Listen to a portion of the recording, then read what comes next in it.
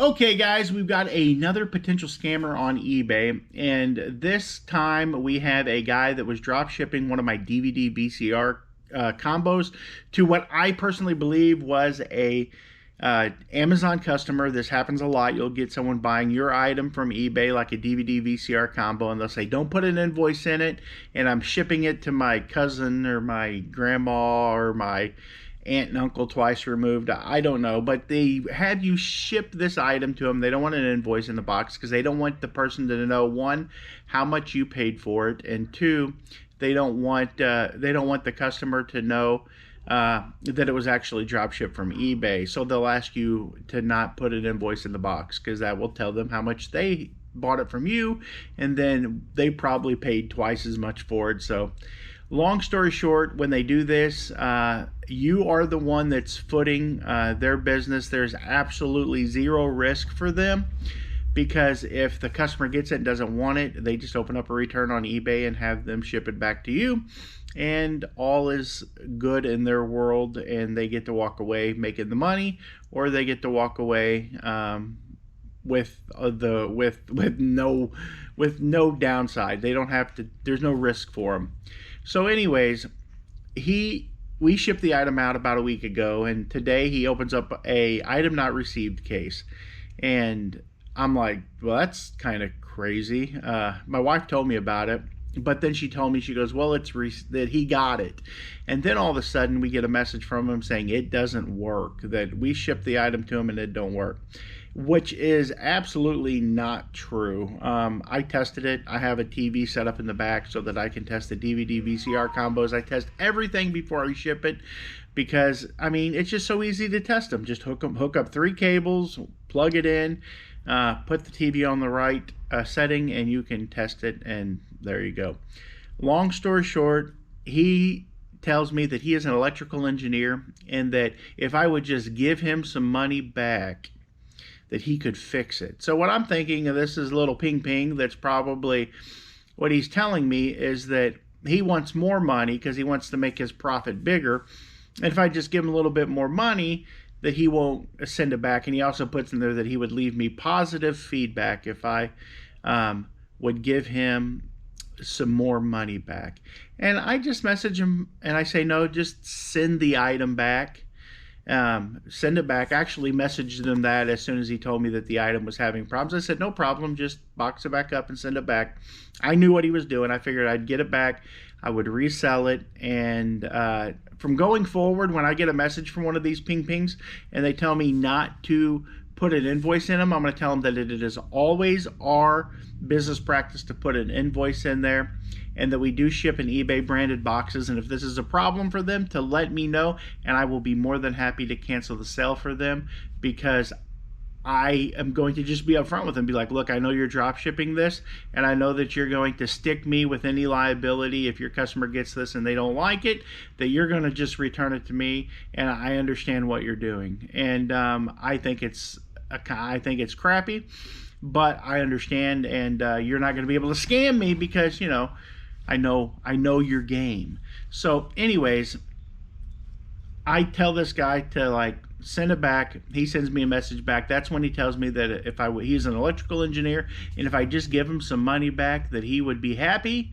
and he would be able to fix it himself because he's an electrical engineer. And yeah, there we go. And I messaged him back, and I called him out. I said, no, I said, what you are is a drop shipper shipping this from eBay to probably one of your Amazon customers, and you're trying to make more profit on it. So I would rather you just send it back to me, because if I am wrong and it's just broke, then I can get it back, and, you know, then I would rather just go that route. So he messages me back and says, okay, fine. I send it back. You know, he's writing in broken English. So, like, it's someone that's not even in this country. And the way this whole scam works is you've got some little ping in some far off country, and they have figured that if they see guys like me that list the widget on eBay, then what they do is that they list that same widget on Amazon, and it sells on Amazon really quick. And they look for someone like me that added a couple of VCR tapes with it, a nice cable, the remote. It was in really good shape, and that's, you know, what they're looking for, something that they can send to their customer, and it'll get there and the customer will be happy. And what they do is, if I listed in mine for 80 bucks, then they listed it for, say, 150, and then someone over there buys it. They keep the difference. That's their profit, and they have me ship it. They'll message me and say, don't put an invoice in there, it's for my cousin or my aunt and uncle twice removed, and I don't want them to know that it's a gift, and I don't want them to know how much I paid for it, blah blah blah, yada yada yada. Long story short, sorry I say that quite a bit, but I ramble because I have ADHD. But that's the scam. But whenever something goes wrong in the scam, like I say it's a scam, but it's just drop shipping.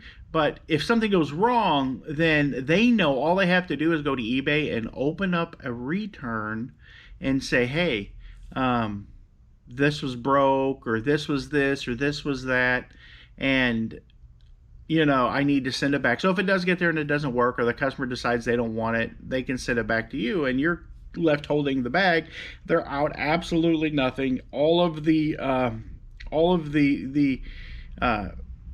responsibility falls back on the eBay seller, and they screw us over all the time by doing this, and eBay does absolutely nothing about it.